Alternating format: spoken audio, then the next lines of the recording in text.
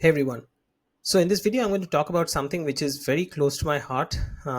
Given that we are living in the age of AI, I'm actually going to talk about Gen AI or LLM tools like, LLM based, Gen AI tools like ChatGPT or Claude. But specifically, I'm going to show you ChatGPT, and it's the GPT-5 version of it, which is the latest version. And I'm just going to show you how relying on it alone is going to be not a great idea. So I'm going to quickly jump into ChatGPT here. And you see what I'm trying to understand is, so essentially I'm going to try and create a correlation matrix between some important metrics. So input metrics like say cost, CTR, CPC. So I'm going to collect some data, which I've already done from a Google Ads account. And I'm going to try to see what is the correlation between conversion value and these input, or sort of, like regular predictor metrics.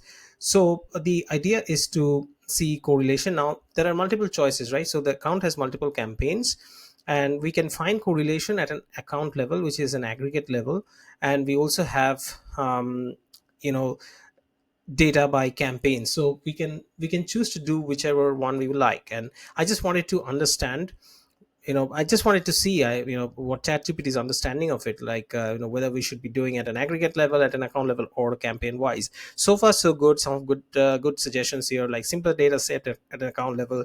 It is more granular at a campaign level. At an account level, it gives you a broader directional sense.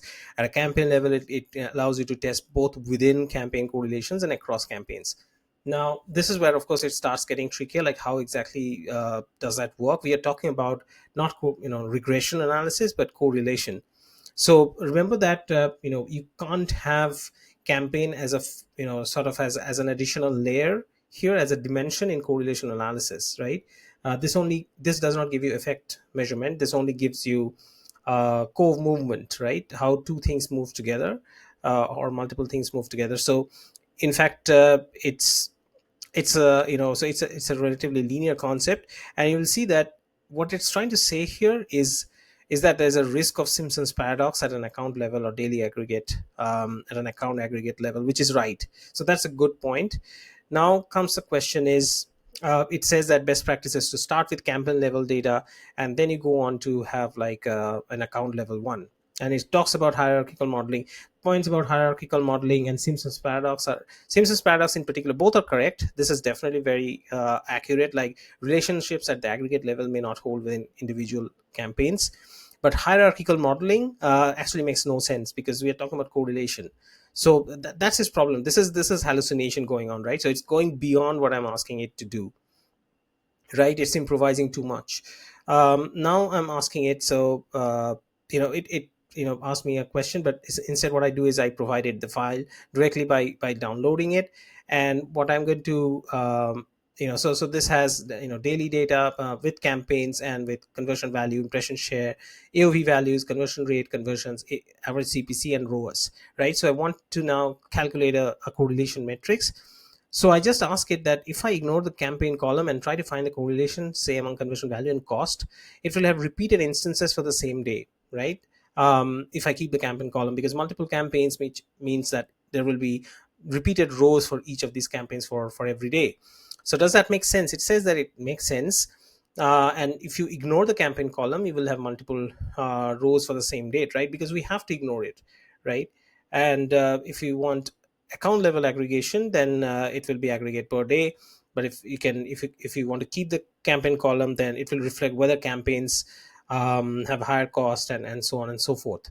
Now this is where I get confused. Like, what do you actually mean by keeping a campaign column? Because it's only a numeric analysis that you can do with correlation, right? So and then it says that when I mean by that, I don't mean that don't I say, what I mean is, you don't drop the campaign column before correlation. Instead, you want to structure the data so that each row is one campaign on one day, right? So that's what it's trying to say. Like, you structure it in a way which is one campaign in one day. But and then you calculate across the numeric variables. So it's only when I went on to sort of drill down on this a little bit further, when it actually started coming out with this idea.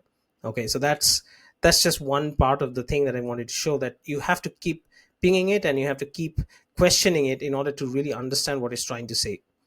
um, the other problem really, and again, I mean, even with this, there is actually a bit of an issue. Like, it doesn't really matter how you do this. Like, if you, even if you sort of remove this, what really is going to happen is this will be treated as individual data points, right? It doesn't really know, correlation analysis doesn't know dimensions.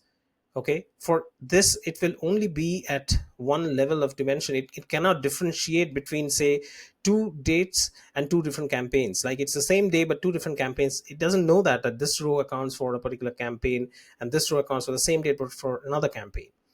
So this is wrong. That regression analysis can do that, but unless you have a way of using this column as another numeric column, some sort of a dummy, some sort of a variable which actually can take into account that this is also sort of, this also represents a kind of a variable for you, then it's another matter. But then, the correlation analysis becomes much more complex. That's really for regression analysis. So this is where it does not quite give the right answer. Okay, so now what I ask it to do is, I sort of dropped it at that point. I decided that I'll do it at an aggregate level itself. It didn't really make sense to have repeated rows for each days. And then I decided that, and the other alternative would be to do it within campaign level, right? So that's what I thought. But at this point, I was interested more in daily level aggregation, at an account level. And I asked it to sort of do the aggregation for the different metrics. Now here's where it gets interesting. These are all summations, right? These are all, aggregation simply means summation. These are some of the rows that I asked it to do. And this time I asked it to also include the ratios like average CPC, AOV, and conversion rate, and search impression share. And I asked it to filter out the brand in a case insensitive manner. This part it did well, the filtering out part. Now here's the problem. When once it gave this data, I asked it to give the totals as well. And what you can see here is that the totals were actually correct, the basic totals. But what I could see just from a couple of columns only, that the average CPC was not coming out to be right.